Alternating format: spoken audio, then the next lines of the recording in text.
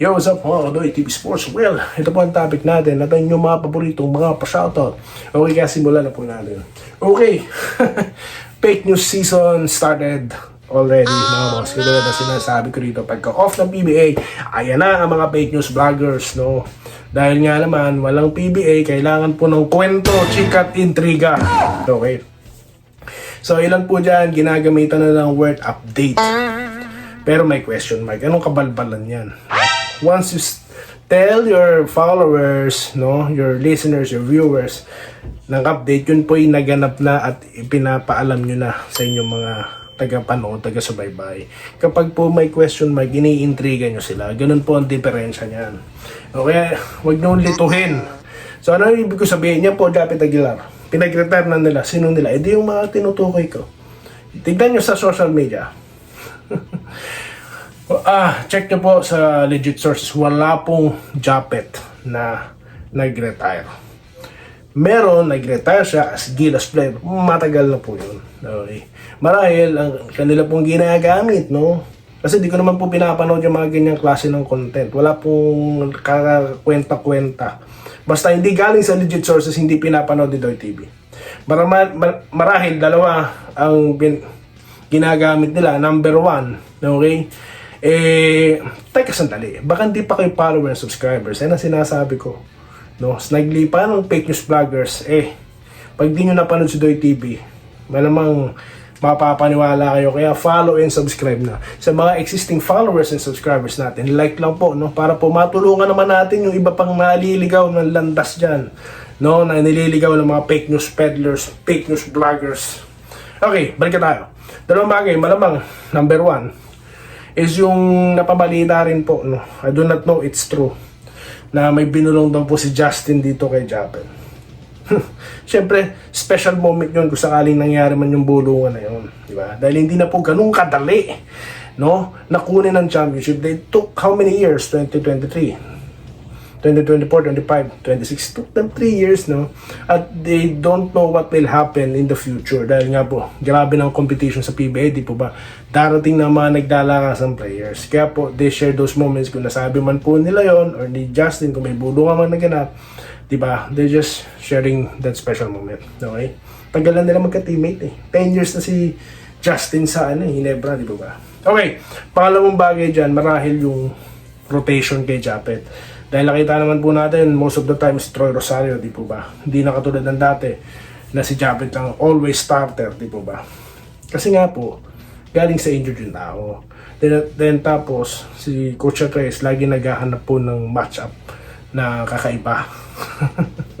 Kaya kailangan mag-react ni Coach Tim Con pagdating sa matchup. Di ba? Lalo na, depends sa yung import. Si Troy po, mas versatile siya, di po ba? Tsaka mas kondisyon, no? Dahil fully recovered. So, yun po yun. Huwag ko kawan ng mga issue. Okay? So, yan po. Walang Japet na magre-retire. Marahil, siya po, i-guide niya pa. Yung future big man. Maybe Chu? Oh, no! Maybe Brown? Or maybe Phillips. Kaya relax lang kayo dyan, okay? They keeping the core intact, no? Si Japet po ay isa sa mga players na masasabi po natin, no, na built for longevity, no? Ibig sabihin, yung pangmatagalan, no, matindi pa sa Motolite yan. Rapid release nga, active pa rin. Taulaba, ilang taon na nag-retire. Tenorio, di ba, nakabalik pa, no? Di ba? Oh, isa po si Japet yan. Di ba? Kagiwa Health of Brand, di ba? Para sa akin, mukhang hindi pa magre-retire yung mga yan. So, condition pa Okay? So, yun lang po yun. Sunod, Fairfield. Ito po, wala na pong katapusan ng Fairfield natin, mga boss. Kasi nga, yung interview din, no, ni Homer Sison yan, kay Coach Tim Con. Nabanggit.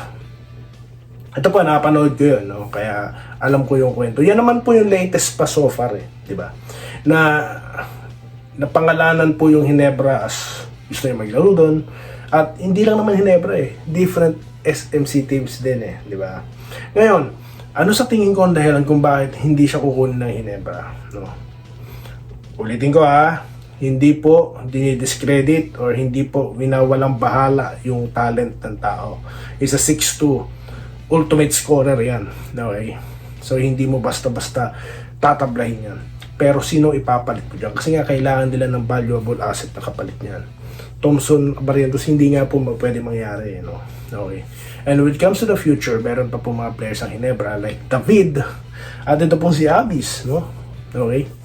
Kaya, at si Pinto, nandyan pa. Nakita nyo naman, effective pa. So, yan po marahil ang dahilan kung bakit hindi kukunin ng Ginebra si Berfield up to this. I mean, sa pagsisimula ng Governors at in the future. Okay? Dahil po dyan. Pero syempre, tayo po, no? Gusto rin natin. Kaso, pwede rin pong isipin dyan baka yung chemistry magalaw dahil ang ganda po ng team nila ngayon. Kaya po yung Holt Berfield, kaya kung ako naman po Blackwater, ba't ka naman gagawin yun? Ay, nako. Wala pong Holt. Sinabi na po natin yan. Naglagay na rin tayo ng reason kung bakit wala. Okay? So, yan po. Shoutout na po tayo mga boss. Alright, dito tayo kay Lakay Collado. Good evening po, Sir Doy. Agree po ako sa inyo na hindi okay ang may group sa bawat team dahil binabawasan nila excited. Yun nga, yung groupings, di ba? Di ako pabor dyan, no? Di ko alam ba't nila nagustuhan yan, di ba? Paano naman tong team na to hindi makakalaban tong, itong team na to, di ba? Di ba magkakalaban na lang sila as like cross-matching. Ewan ko ba't nila gusto yan. Anyway, dito tayo kay Ma'am Minerva Nimba. Sabi niya po, good evening Doy TV, basta ikaw lang po pinaniniwala. Okay, maraming salamat po. Nakapag-like na po ba kayo mga boss? Maraming salamat nga po pala sa response nyo. Nakita ko po yung likes. Kung makikita nyo po sa malalaking channel, ikukumpara nyo yung likes sa mga content nila. Nako, kahit nga po tayo 21 lang, or sabihin natin di 20k subscribers, lumalaban po ang ating reactions. Kaya maraming salamat po sa inyo lahat. Okay.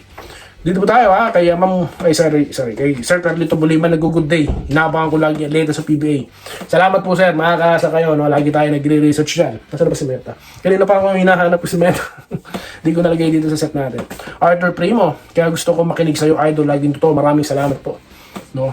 Ang ating pong kwento, no? Bago tayo mag-research, saka tayo nagkukwento. No?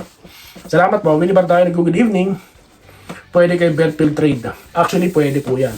Gagawin po natin ito na special content na may nakalagay pong thumbnail na fantasy trade or ideas. Yun po, no?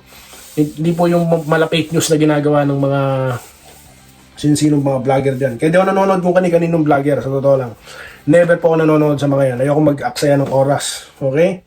Alright, dito tayo kay Jonathan Nagkasol. Good day, Idol Boss Doy. Sana bigyan ng playing time sina Kemark at Go. Mangyayari naman po yan, no? No, I expecting them to have more time. Okay? Malalaman natin yan itong Governor's Cup kung sino talaga. Okay? Ren Hongayo. Tama ka dyan, Idol. Hindi din ako naniniwala sa iba dyan. Puro trade. Hindi naman totoo. Yun po yun, no? Okay? Kasi sa totoo lang, mga chong, mabilis talaga makakuha ng views sa mga ganyang klase. Kaya nga po yung vlogger, na ang dami niya pong followers and subscribers, 100,000 po ang kanyang followers sa YouTube, di po ba? Sa Facebook. Napakadami din, no? Mga 60,000. Pero puro fake news nung pinopost niya sa content niya. So, ang nangyayari po doon, yung traffic, no, kumakapit sa kanya. Kaya every time na nagpo-post siya ng video, marami po talagang maliligaw at maliligaw. Ilan po ba ang Facebook users? Million, di ba? So, anong pake nila? Kung fake news ang binabalita nila, mahalaga sa kanila, they attract more viewers. Kaya Doy TV, di baling wala pong manood, no? I will not do those kind of things, no? Dito lang ako naniniwala kasi legit source nito. Salamat po kay Sachi, no? Clash Royale, maraming salamat. Ginugroom lang si Carreño, pwede yan, 3-4 na posisyon. Let's see, no? Pumili na lang kayo dito sa legit na sports. Maraming salamat naman po. No? Tayo po ay simpleng fan lang na pinag-uusapan lang po ang mga sistema. Yung mga nangyayari sa loob ng liga, no? Of course, sa paboritong kupunan natin. Yun lang naman po yun. Maraming salamat naman po Sir Gerald Castillo. Pwede naman yun. Alin po ang pwede? Lope Bucalos, kapag all Pilipino natiyak ka dyan, magkakaroon ng trade ng Ginebra. At kung papalarin ng Ginebra na manalo sa Governor's Cup ng Championship, I'm sure Grand Slam na yan. Hindi natin sinasara yung pintuan kasi nga, last minute, di ba, kinuha nila si Kemark Carreño. Malay natin, no? Ilang taon na po ba? Kailan po na-drop si Gio Chu? Di ba? Kasi kay Stephen Holt, di ba, pagkatapos ng... Totoo lang tayo rito, mga chunga, reality lang tayo, ha? Kailan po ba nakuha si Holt, di ba, right after yung ban? Or may ban existing po ba that time na inantay pa? Si Gio Chu, kailan siya na-drop ulit? Nakakadalawang taon na po ba? Kaya po, gano'n, hindi ko sinasara yung mga yung possibility, no. Okay, pero dito tayo sa what is the reality, okay? So yun lang naman yun. Basta puro lang sila rumors. Yun na nga eh.